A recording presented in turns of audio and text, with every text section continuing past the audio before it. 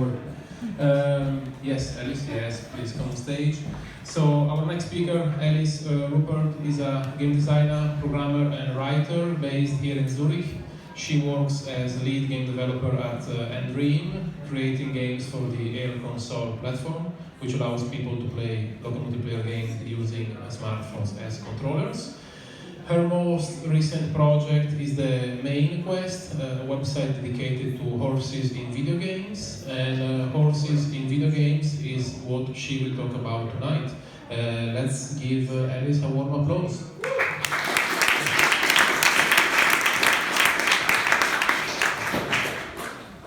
Hi, I'm Alice, and I'm here to tell you some stuff about horse games and why you should care about them, because you probably don't do that yet. So, what are horse games even? Generally, what I call horse games are games whose primary mechanics are focused on riding, taking care of, and breeding horses. You see some examples there. Many of them could also be classified as something like stable management simulators. Single-player horse games are often about owning and training more and more horses and upgrading your stables. Multiplayer versions are about buying and owning the prettiest horses and making everyone else jealous, and probably winning some in-game money in some racing minigame or something. And dozens, if not hundreds, of games in this genre have been produced on PC, on consoles, on mobile devices. And although I have not quite played all of them yet, I'm working on that, I'm fairly confident in saying that none of them have been genuinely good. So, you may see this and think, well, this looks decent enough for some horse-crazy kids, but the reality is that games in this genre never hold up to any sort of industry standards to what constitutes a good game, neither for adults or kids. And it's more than just an issue of scope and budget. Like, it's not just small games, it's bad games. They are badly balanced, and they usually zigzag between being frustratingly difficult due to bad and over-complex, nonsensical control schemes, or childishly easy, usually like within the same game.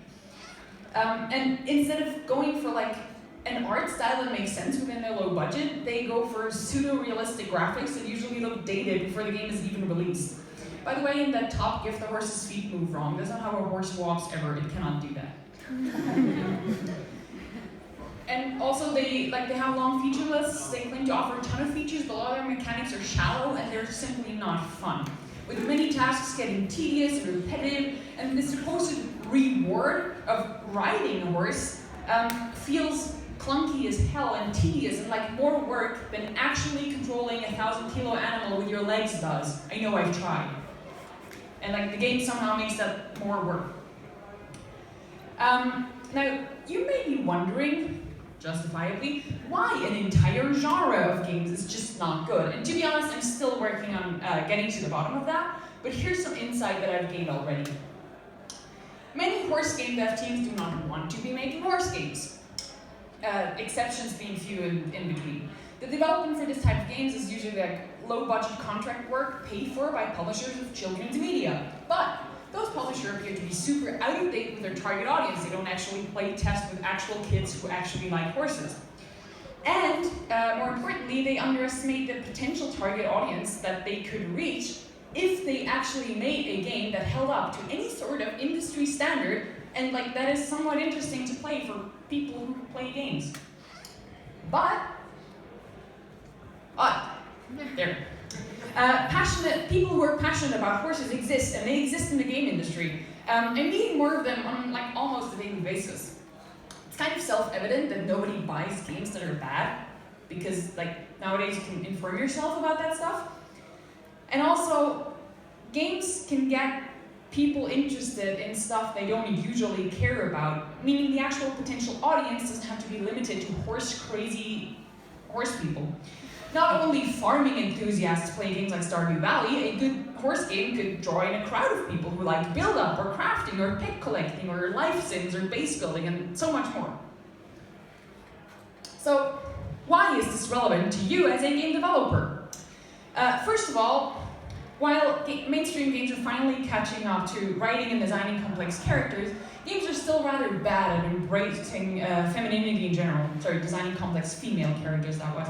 Stereotypically masculine hobbies like football or basketball or car racing get several big budget game releases every year, while traditionally feminine game interests, which includes horse riding, but also things like fashion or baking or romance, are relegated to low effort web and mobile games.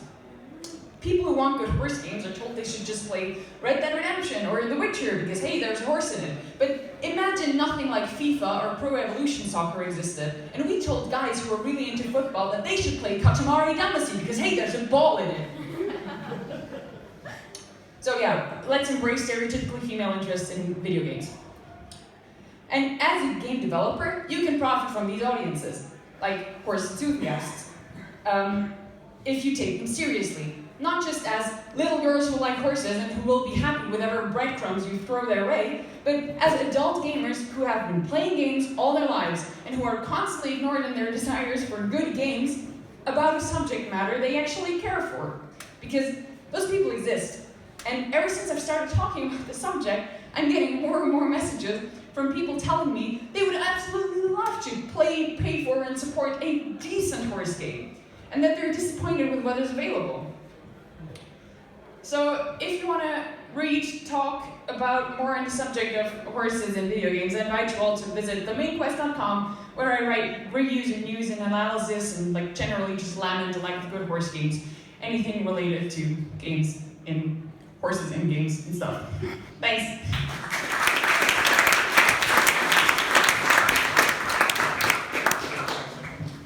But do you ride? Do you ride horses? Yes. Do you have one? No. No. It's expensive as hell. It's expensive. How do you think I have the time to make games and write about games? I couldn't do that if I had a horse. I don't know about life in Switzerland, but I thought it was easier here. But yes, okay. Let's thank you. Please.